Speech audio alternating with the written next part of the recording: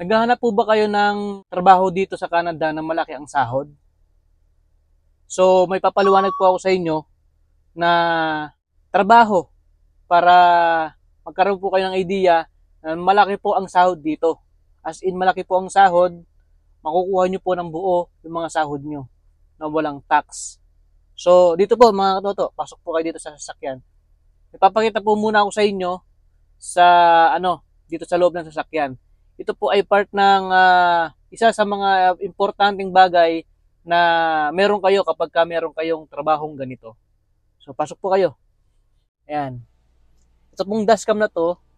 So, bakit ko po nasabi na dapat part po ng kailangan nyo po ito, part ng yung trabaho na malaki ang sahod. So, ito po mga katoto, maganda po ito sa ating sasakyan, lalo na pag nagta-travel po tayo. Nakuha na po natin yung mga pangyayari dito sa may sasakyan natin, sa may labas ng sasakyan natin, lalo na pag nagdadrive tayo. So, ito po mga katoto, isang ebidensya po ito na magpapatunay kapag meron pong nangyari sa atin. So, bakit namin nasabi na kailangan ito? So, yung pong papaliwanag namin mga katoto na trabaho dito sa Canada na malaki ang sahod. So, ito po yung mga travel agencies katulad ng nurse at saka ng healthcare aid. So, malaki po ang sahod dito mga katoto. Pero, kaya ko po sinabi na kailangan nyo po ito kasi ang trabaho po na to is risky. Risky po ang buhay dito. So, dito po kasi sa Canada, habang umihirap ang trabaho, palaki ang sahod. So, yung travel agencies po na sinasabi namin, yung nurse at saka yung healthcare aid, so, risky po yan. Marami na po kaming kakilala na nagkaroon ng aksidente dahil dito mga katoto. So, kailangan po ito para ebidensya kung ano man po ang mangyari sa daan. So, yun mga katoto. Si Commander, isa po siya na travel agency na healthcare aid dito sa Canada, dito sa may Manitoba. So, ipapaliwanag po niya mga katoto kung bakit malaki ang sahod ng travel agencies ng agency ng healthcare aid at nurse mga katoto.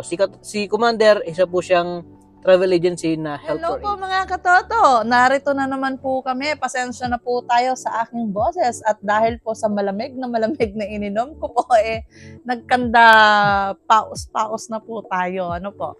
So, well po na ngayon po, ngayong araw na po ito ay didiscuss po namin ang aking trabaho po dito sa Canada. So, meron po kasi tayong mga subscriber na nagtatanong, ano nga daw po ang trabaho ko dito sa Canada. So, well, gusto mo bang kumita ng 10,000 to 15,000 Canadian dollar bi-weekly? Well, kung yes, at nadaanan ka ng video na to, please subscribe our munting channel, RP TV, and don't forget to click the notification bell para ma-update po kayo sa aming mga video. So, and of course, please help us po na i-spread po ang ating video sa pamagitan po ng pag-share, pag-like, pag-heart. Ayan. So, yun po. Uunahin ko po, ito pong trabaho kong po ito is hindi ko po siya araw-araw na ginagawa. So, kasi meron po akong full-time job po talaga. So, ito pong work na ito po ay didiscuss ko po sa inyo. Baka po sakaling maging interesado kayo at maging para po magkaroon kayo ng time for your family. Kasi po, ang karamihan po kasi dito kapag full-time work, full-time job ka po dito is minsan nawawalan na po tayo ng time para sa ating family. Pero of course po, bago po tayo makapasok sa isang trabaho na ito, meron din po mga requirements. Ang unang-una pong requirements ay yung meron po kayong certificate as a healthcare aid or nurse. Yan. Pero kami po ay healthcare aid kami. Yes. So, kung ikaw po ay isang healthcare aid or yung pong tinatawag po nila na caregiver. Like po sa Ontario, ang tawag po nila is caregiver or PSW. So, dito po sa amin, tinatawag po na mga healthcare aid. So, yun po, kailangan po nyong i-provide is yung inyong address. Kasi doon po sila nakabase sa bayaran. So, kung taga saan po kayo, kailangan yung ibigay, syempre, at of course po, ang inyong void check na galing po sa inyong bangko para po may doon nila ipadala yung inyong sweldo. Yun po yung importante. Kasi hindi natin makukuha yung sweldo natin. So, isa pa pong requirements na kailangan is kailangan ay ang driver license. Yes. Yan. Kasi hindi ka po makakapag-travel kung wala ka pong driver license. So, of yung course. pong trabaho na pala ni Mrs. ay as a travel agency healthcare aid. Yes. Yan. So, as a travel agency po, wala po akong employer. Ang pinaka-employer po namin is yung agency na merong connection sa bawat facility or yung facility na yon is yung mga tinitirhan ng mga matatanda na Kung saan nila nilalagay yung mga matatanda. kung saan nila nilalagay. So, meron po silang iba't ibang connection. Home for aged, no, diba? Yes. Yun po. Yung tinatawag po na gano'n. So, meron po silang mga connection sa mga facility like, hindi lang po dito sa Manitoba, kundi po sa Edmonton, Alberta, Ontario, or kung saan pang lupalok ng Canada, kung anong mga province pa. So, depende po sa agency po ninyo yon. So, bilang isang travel agency po, ang kagandahan po nito is meron kang enough time for your family. Unang-una po is, kasi yun po yung importante sa ngayon, yung magkaroon po tayo ng time para po sa inyong mga pamilya, lalo na po kung meron po kayong maliliit na mga anak. So, ito pong travel agency is malakian po ang kitaan. Opo, malaki po ang kitaan. Pero sa ngayon po, sasabihin ko muna kung bakit ko nasabi na malaking kitaan. So, sasabihin ko po ngayon kung ano po yung good side at later po is yung bad side. So, syempre po, yung good side muna kasi nga para naman magkaroon kayo ng, alam nyo yun, yung pananabik. Pananabik. Wow, malaki pala, di ba? So, yun. Ano yung kinagandahan niya, di ba? Ang kagandahan po nun, you have quality time for your family. Second, syempre po, nasa sayo kung gusto mong magtrabaho o hindi. Gusto mong kumita ng malaki o gusto mo lang ng tama. So, nasa sayo po yun. Paano? Syempre po, kapag nag-apply po kayo as a travel agency doon sa agency na as employer po natin, syempre po, meron po silang parang group chat. Doon po nila nilalagay lahat po ng mga travel agency na employee nila, nandoon po yun. So, unahan po. Kasi po yung agency, meron po silang connection sa mga bawat facility na yung facility is magsisend ng mga shift na pwede nilang ikalat sa isang grupo. And then, ikaw ay isang kagrupo nila. So, nandoon yung shift, ibibigay nila yung schedule doon, and then magbibid ka. The more na lagi mong tinitignan yung schedule, mas marami kang makukuha na shift. Kung meron kang tagatingin or meron kang asawa or anak or kapamilya na nakatingin doon at sinusubaybayan at sasabihin mo sa kanila, o gusto ko tong shift na to, tignan nyo, ibid mo ako agad. Yun po is the best. Pero kung ikaw lang, okay lang din naman na ikaw lang. Basta titignan mo lang kung mayroong mga shift na lalabas, then magbid ka. Kapag hindi lang po kasi ikaw yung nagbibid, marami po kayo. So, kung magaling... Paunahan, no? Paunahan po yun. So, kung magaling ka na tumingin at nakapagbid ka, is marami kang shift na makukuha. At syempre po, hindi lang po isang agency yon. Marami pong agency. Minsan po ang isang healthcare aid, may iba-ibang klaseng agency. So, kung bilang isang agency at loyal ka naman sa agency, syempre, edi marami kang makukuhang shift, di po ba? So, yon ang kagandahan po nun. So, sa ano naman po tayo, sa kitaan. Meron pong dalawang klaseng kitaan. Una po is yung travel or yung mileage. Kung gaano po kalayo yung travel, yun po yung babayaran ng inyong agency. Kasi po, ang tinitignan po nila doon is yung, kaya po nasabi ko kanina na kailangan po yung proof of address ninyo, kung saan ka banda, kung anong lugar mo. So, kung yung agency mo ay nasa Winnipeg at yung bahay mo ay nasa Steinbach, ang titignan po nila doon kung alin po yung mas malapit. Either yung office mo, office ng agency, o yung bahay mo. Doon po nila binabase yun. So, paano naman nila malalaman yung layo? Ang mga agency po ay bumabase po sila sa Google Map. So, sa Google Map, kung alin po yung mas malapit, yun po yung kukunin nila. At yung ano po yung mas malayo, yun po yung parang sineset aside nila, mas pinipili nila yung mas malapit. So, hindi po tayo makakapag-cheat. Kasi meron kasing two-way po yun, di po ba? Malayo at saka mas malapit. So, ang agency, doon nila kinukuha sa mas malapit. Doon nila ikakalculate kung gaano kalayo yung travelin mo, and then imumultiply nila ngayon doon sa kung magkano yung bigayan nila. Like, kunyari, 0.45, 0.46, or 0.48.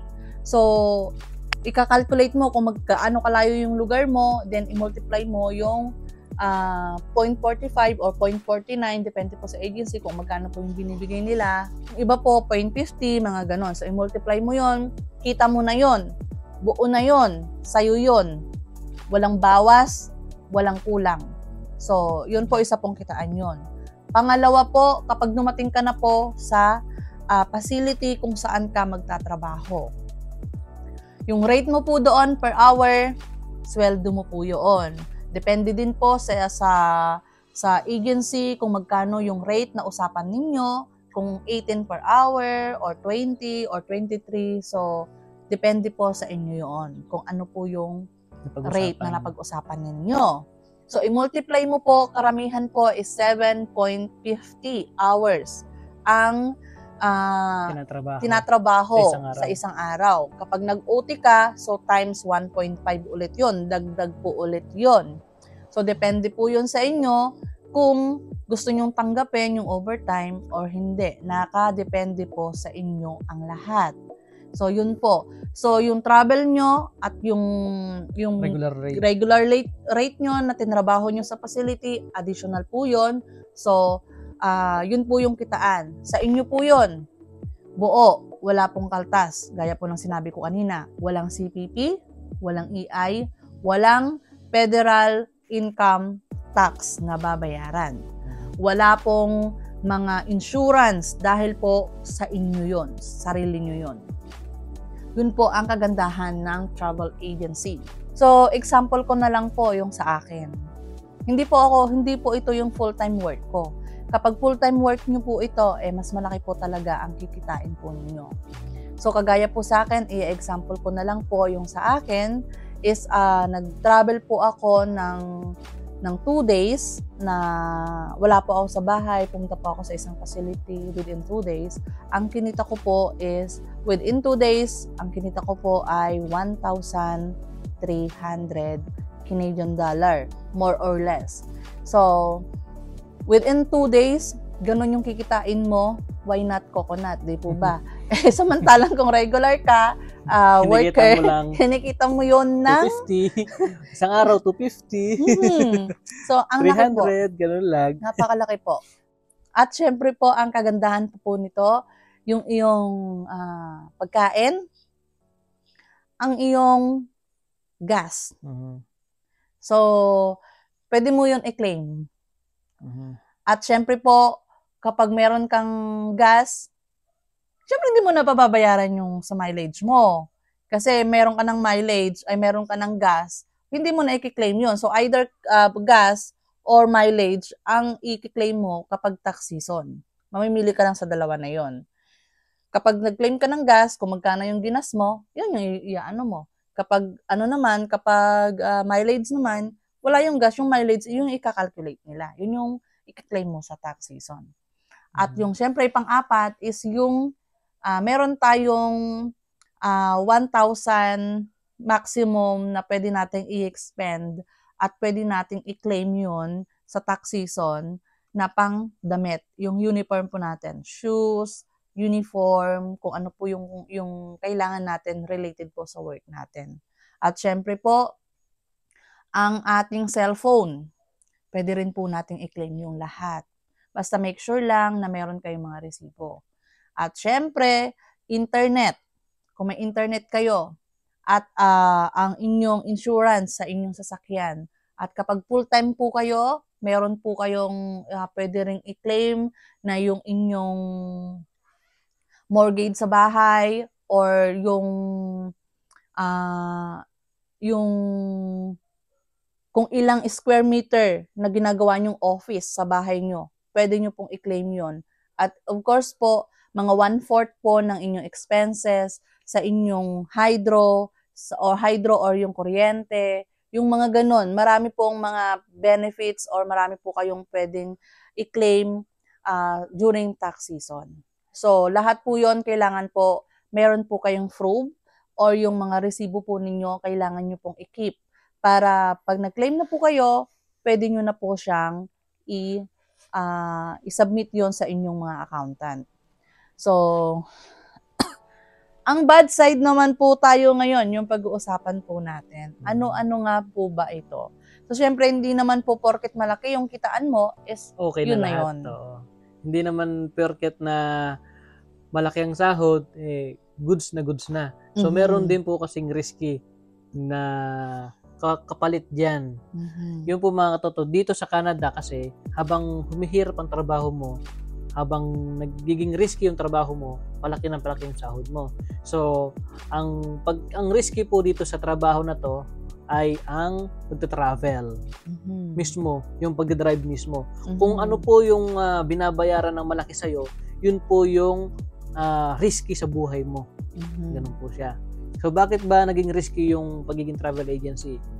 So, mahal. Bakit ba? Naging risky po yon dahil po sa inyong pagta-travel. Nagda-drive. So, minsan po yung iba, night shift, walang tulog, or naman papasok ng napakaaga.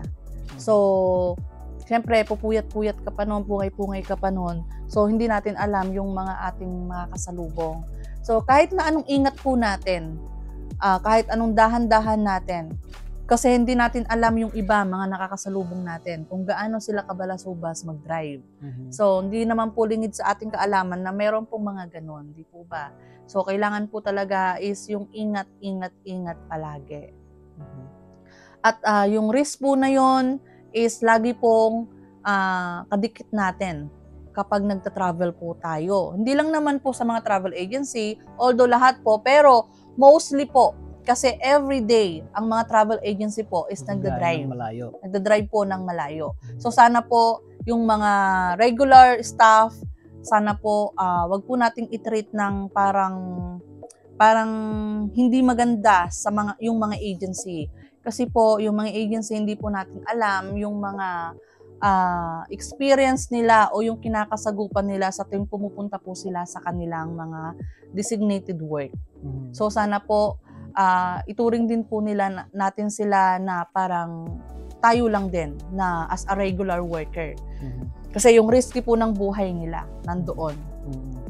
So ang pagiging travel agency po mga katoto, marami na po kaming nakita o nabalitaan na lalo na pinipost nila sa Facebook. One of our friend po is nangyari po sa kanya yan. Na-disgrasya po siya. Hindi po siya mabilis mag-drive.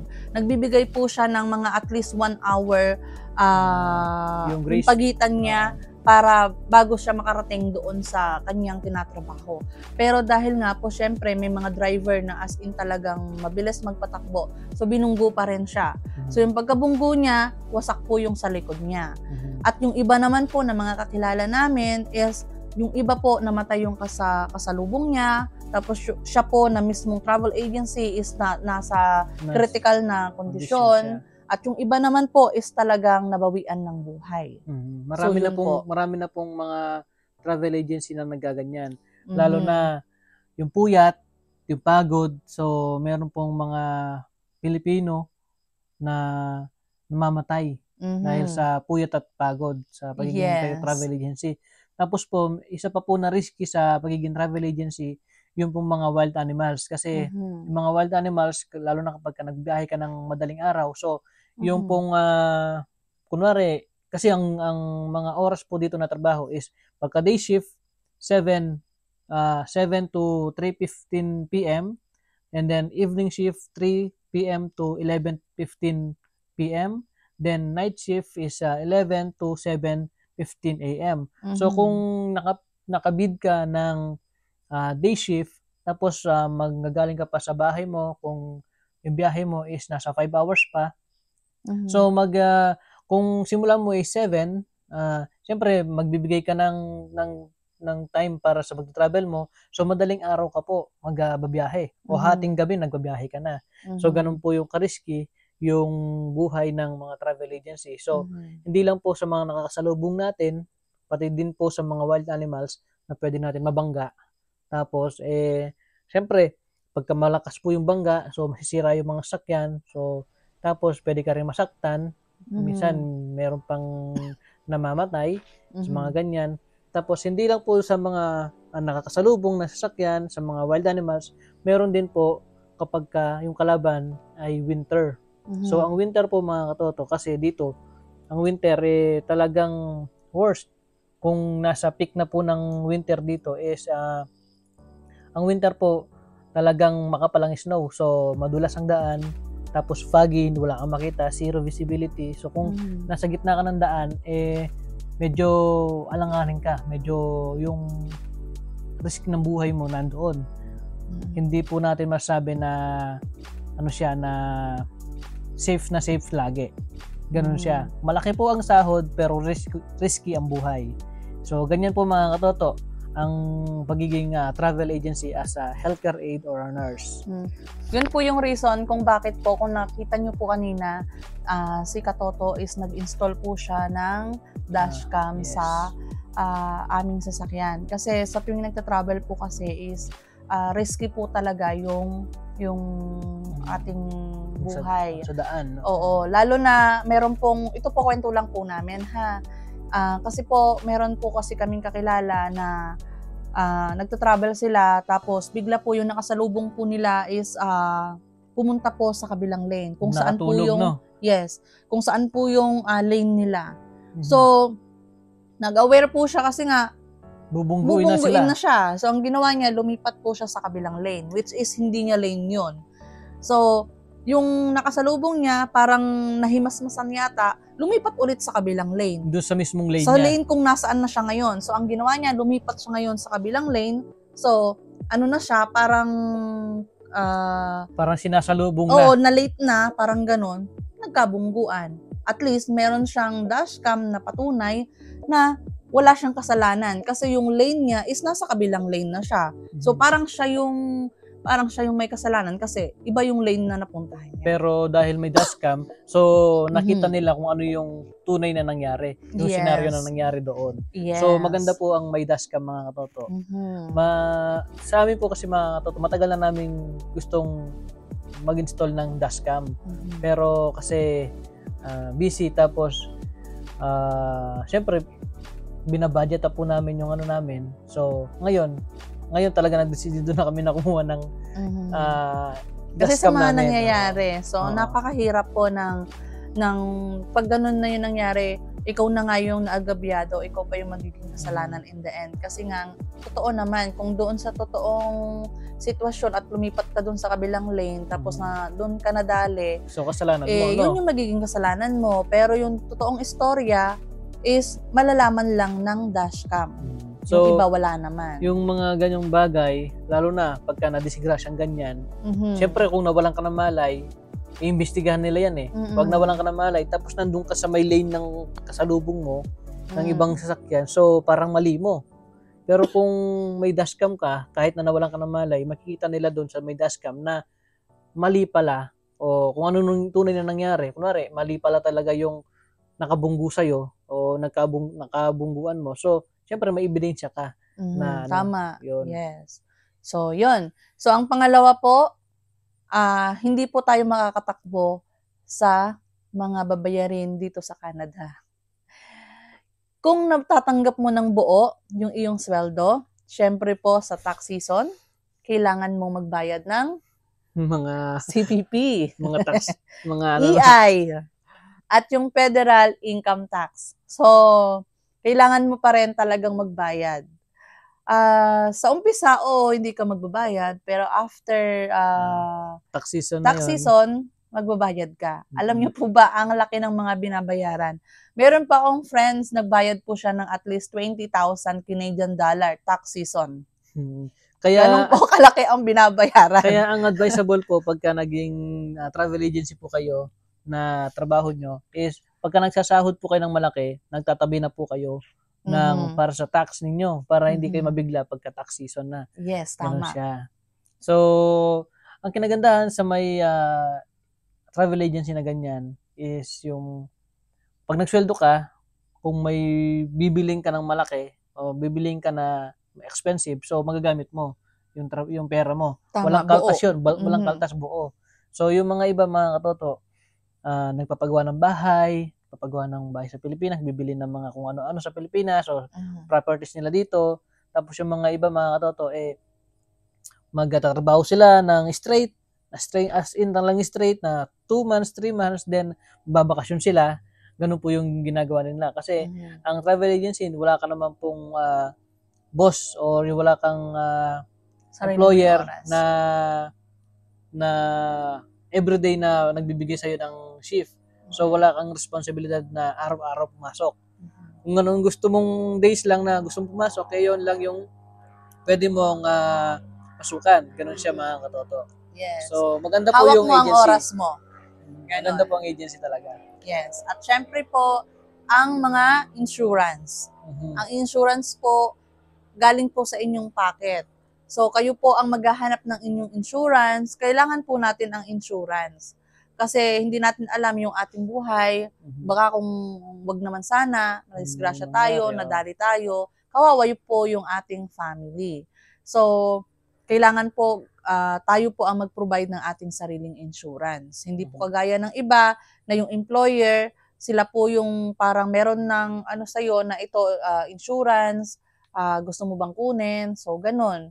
So, dito po sa ito pong klaseng trabaho pong ito is kayo po lahat ang magpo-provide. Kagaya po ng CPP, EI, at Federal Income Tax, kayo po ang magbabayad nun. Sabihin nyo po doon sa may accountant ninyo, sila na po ang bahala doon. Yes. So, sa mga kaibigan po namin na mga travel agency, ingat po tayo at magpahinga din po. Wag po tayong trabaho ng trabaho. Huwag nyo abusuhin yung mga sarili nyo sa kakabiyahe. Yes. Ayan. Pero yung iba kasi, yung ano nila is habang bata ka, magtrabaho ka na magtrabaho, mag-ipon ka na para kapag medyo, syempre, hindi tayo bumabata. So, kailangan nating mag-ipon at kailangan din natin magpahinga pag tumanda na at sumakit na ang ating kasukasuhan. Likod! Sumakit na yung mga likod-likod. Yeah. Yes! Pero, kasi para ano kayo, kung gusto nyo na magpahinga, makapagpahinga na kayo. ng maaga. Yes. Magpahinga ng maaga. So, ano yun? makakapagpahinga sa trabaho. Yun po ang kagandahan po ng agency. Kaya kung gusto mo ng ganitong work, halika na sa Canada. Trabaho na tayo dito. Oo.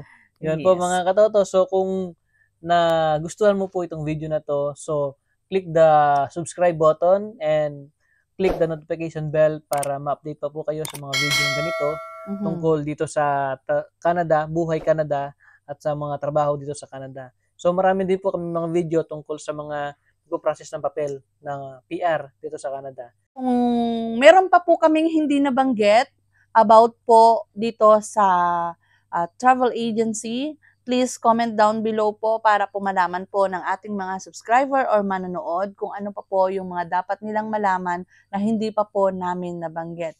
We are not a perfect person po na maalala po lahat. Pero kung ano po yung ayon po sa aming experience or nalalaman, yun lang po yung aming masasabi at na-share. Kung meron pa po na hindi pa po namin nabanggit, please po i-share po natin sa ating mga kasubscriber para nang sa ganon ay makatulong po sa kanila. Yun lang po at maraming salamat. See you po sa next video. Bye-bye!